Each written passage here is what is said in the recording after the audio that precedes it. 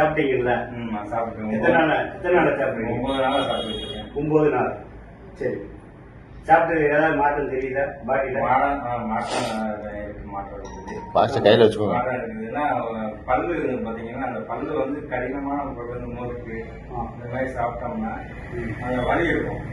இப்ப அந்த வலியெல்லாம் கொஞ்சம் குறைஞ்சிருக்குது. கால் வீக்கம், பல்லு வலி குறைஞ்சிருக்கு. பல்லு பூச்சை இருந்துச்சா? பூச்சம் இல்லை.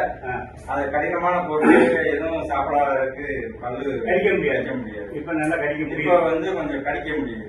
சரி, கடிக்கிற மாதிரி இருக்குது. சரி. 2 கால் வந்து வீக்கா இருக்கு. எனக்கு ஸ்டோன் ப்ராப்ளம் இருக்குது. அதனால கால் வீக்கம் இருக்கு. எங்க இருந்துச்சு இந்த கால் வீக்கம்? இது ரொம்ப இல்லாம ரொம்ப நேரம் நின்று வேலை பார்த்தாலும் சரி, ரொம்ப நேரம் நடந்து போனாலும் சரி, இவ்வளவு காலை கொஞ்சம் போட்டு உட்கார்ந்தாலும் கால் வீக்கம் இருக்கும். இப்போ அதெல்லாம் எனக்கு கொஞ்சம் குறைஞ்சிருக்கு. வீக்கம் குறைஞ்சிருக்கு. எதனால? இது சாப்பிட்டனால. இது சாப்பிட்டனாலயா? இது சாப்பிட்டனால. அதுல சாப்பிட்டனா 2 நாள் 3 நாளே அதுல கொஞ்சம் மாற்றம் தெரியுது. தெரிஞ்சனால இது கொஞ்சம் வெளியில நான் நின்று பார்த்ததோட இது சாப்பிட்டதுக்கு கொஞ்சம் பிரயோஜனமா இருக்கிற மாதிரி எனக்கு சாப்பிட்டதுனால அடுத்து இன்னும் 2 நாள் கழிச்சு இது மாதிரி இன்னும் சாப்பிடணும்னு நான் நினைச்சுக்கிட்டு இருக்கேன். 48 நாள் சாப்பிட்டீங்கன்னா பாடியில ஒரு 3/4 ஒரு ரிலீஃப் ஆயிடும்.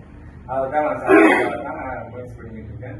ஆனா கொஞ்சம் ரேட்டு ஜாஸ்தியா இருக்கிறதுனால கொஞ்சம் என்னையோட கொஞ்சம் கஷ்டப்படுறவங்க வாங்குறதுக்கு கொஞ்சம் பார்த்து வாங்குற நிலைமையில இருக்கிறதுனால கொஞ்சம் ரேட்டு கொஞ்சம் குறைச்சி கொடுத்தாங்கன்னா கொஞ்சம் அதுக்கு உண்டான வேலையை நம்ம மாதிரி அப்பா கஷ்டப்படுறவங்க வாங்கி சாப்பிட்றதுக்கு ஒரு நல்ல வழி கிடைக்கும். சரி, அவங்களுக்கும் நல்ல வழி கிடைக்கும். சரி, கம்பெனி வேணா இதை பத்தி பேசுவோம். சரியா? ஓகே.